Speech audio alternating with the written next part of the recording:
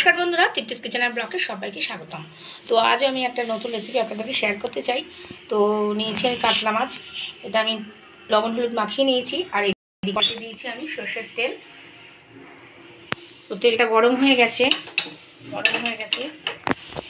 এবার আমি মাছ ভাজতে দেবো।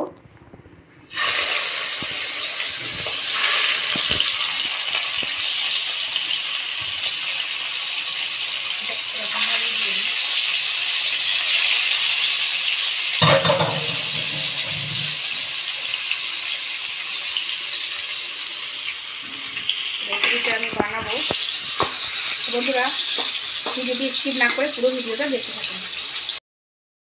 তো বন্ধুরা ভাজা হয়ে গেছে, তো এবার আমি তুলে নেব।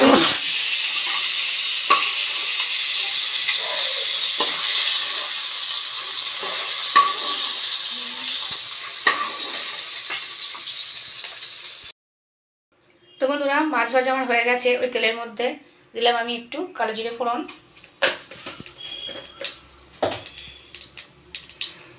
আর এদিকে আমি বানিয়েছি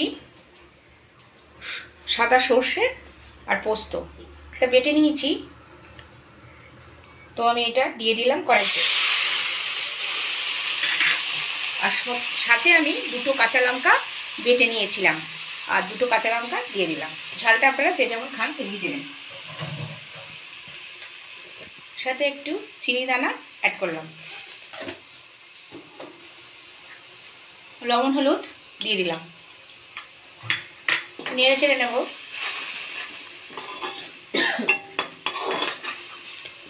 বাটি ধোয়া জল, সামান্য একটু বাটি ধোয়া জল দিয়ে দিলাম।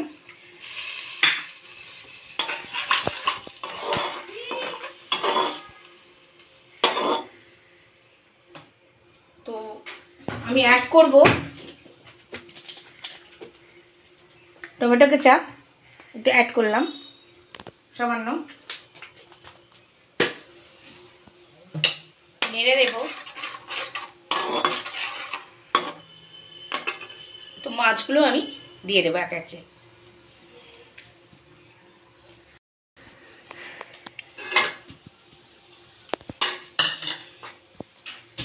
দিয়ে দিলাম।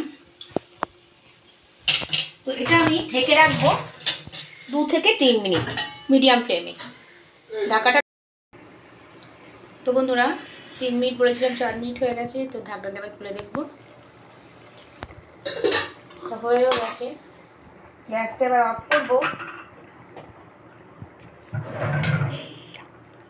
সামান্য একটু সর্ষের তেল অ্যাড করবো, সর্ষের তেল দিয়ে দিলাম।